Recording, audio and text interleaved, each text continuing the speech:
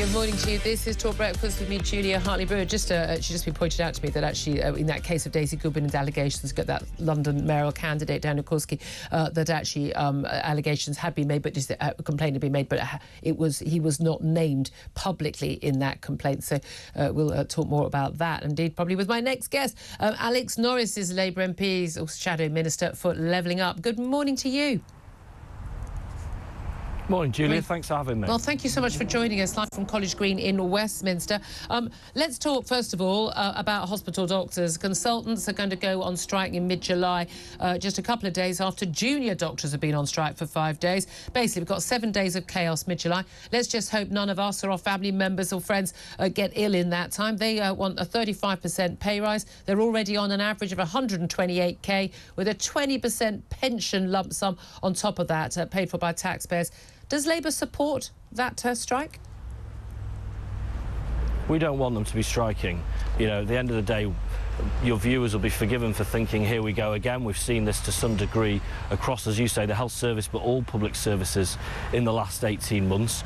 We know how this ends. It ends as it always does, as it did with the nurses, with the government getting around the table in good faith, hammering out an agreement. Neither party will get exactly what they want, but we'll get what we want, which is to have our health service operating at full capacity. So I hope we can cut to that stage rather than go through the posturing we've seen with previous strikes. Well, I'm all for people getting around the table, dipping the bourbons in the tea while they have a chat, but if you've got doctors, junior and senior, asking for 35%, well over inflation, we want to make up all the losses over the last 10, 20 years almost, but the government's offering around the 5% mark. What would Labour be offering that would bring people to an agreement? Sitting around the table is all very well, but what number are you looking at? So would you pay 35%?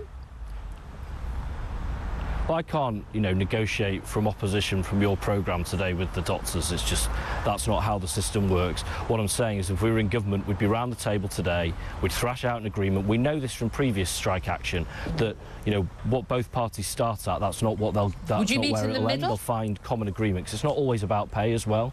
Say again, sorry. Would you meet in the middle? I mean, at the end of the day, there's a very, very big gap. We're not talking about someone wants 5%, someone wants 10%, right? We meet at 7.5%, lovely jubbly. We're looking at 5% versus 35%. That is a huge, Grand Canyon between those two numbers. I mean, if you met somewhere in the middle, what, you're looking at, 20%? I mean, really? For highly paid doctors? Do you think they're going to settle for anything less?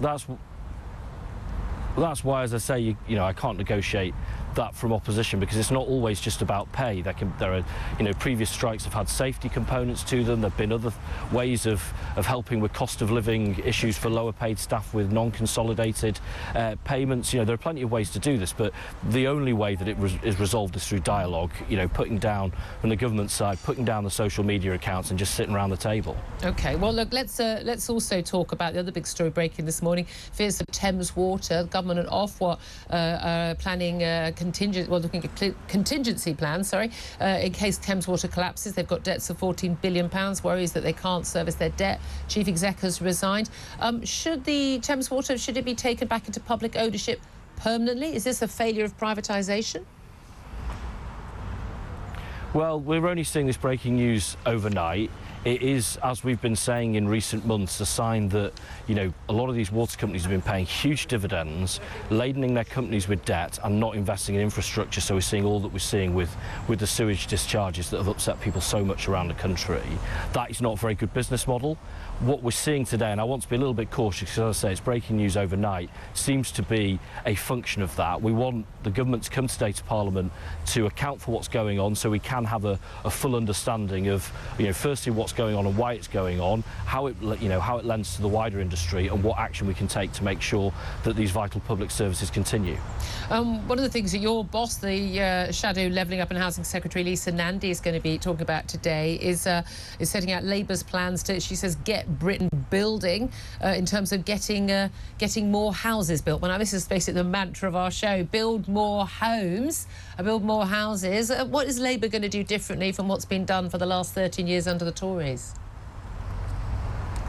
Well, I think there's some significant things that we need to do.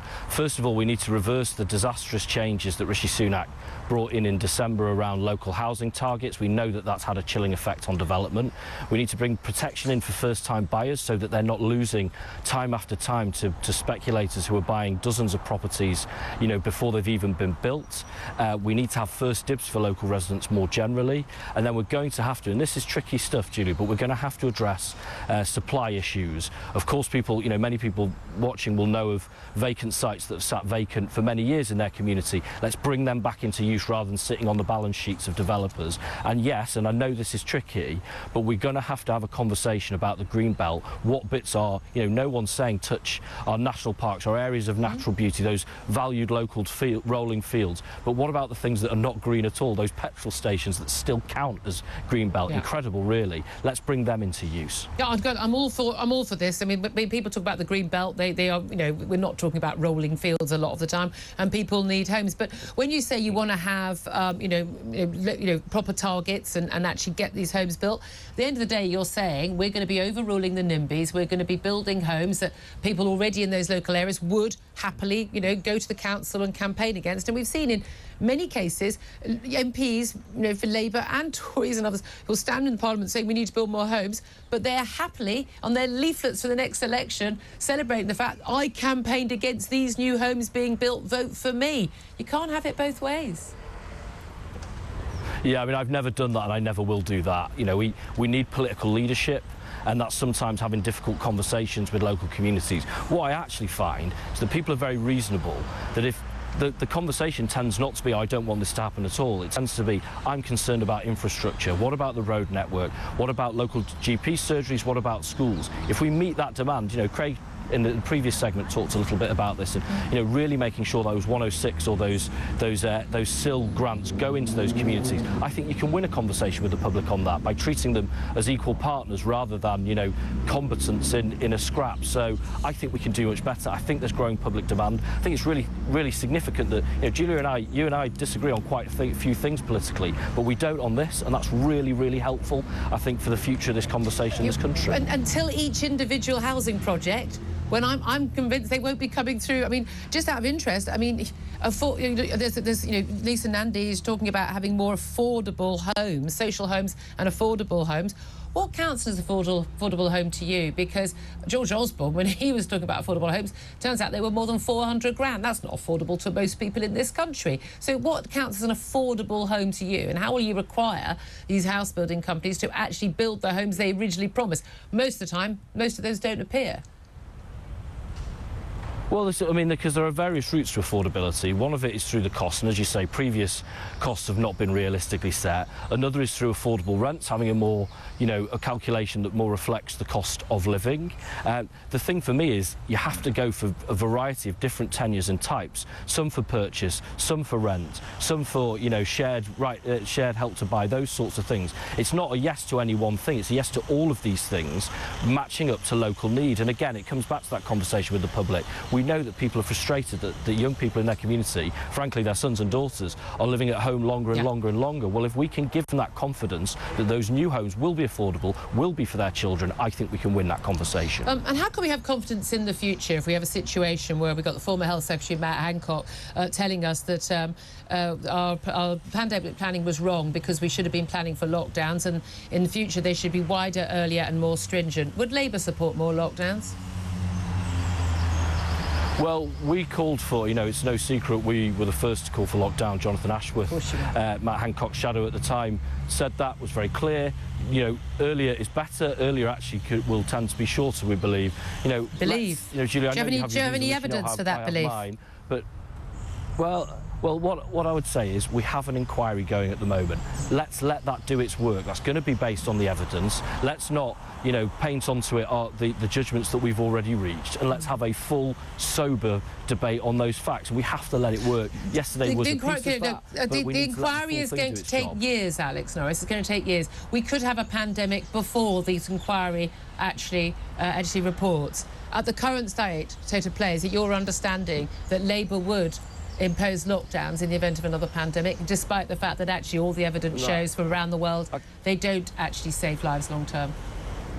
Julia, that's not what I'm saying at all. You know, that's a hypothetical based on something that may or may not happen in the future. That's what pandemic planning is about, hypotheticals. No, well, no, it's planning for eventualities, of course it is. But what I'm saying, you know, other countries have started and finished their inquiries already. Why are we so slow? Well, we've got a government that are taking the inquiry to court. Why don't they get out of the way if we want it to be quicker, give the information over so we can get those answers? But I tell you, Julia, the answers to these has to come in the full facts, not in painting on, you know, the judgments we've already made onto the evidence available. Just finally, really briefly, we've now got a formal complaint being made against the London mayoral candidate, hopeful Daniel Korski is one of 3 in the shortlist for that job. They're trying to take over, well, trying to compete against Sadiq Khan for that top job. Daisy Goodwin claims that he grabbed her breast during a meeting in Number 10 quite some years ago. What do you make of those allegations, and what should happen to Daniel Korski at this time?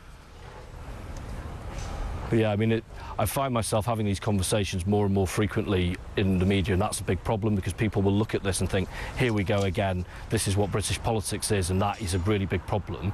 These things need to be fully investigated and properly. We need to take the allegations seriously. The person alleged needs to be able to make their defence as well. That will take time. You know, I'm pleased there's a Cabinet Office inquiry into it. I don't think that this individual has a sustainable campaign in this moment now. That's a judgment for him. But for us and our party, you know, we've got an independent process now, so that there is confidence that no decisions being taken from political convenience, but just on the facts. Alex Norris, great for you to join us there live from College Green. He is the Shadow Levelling Up Minister.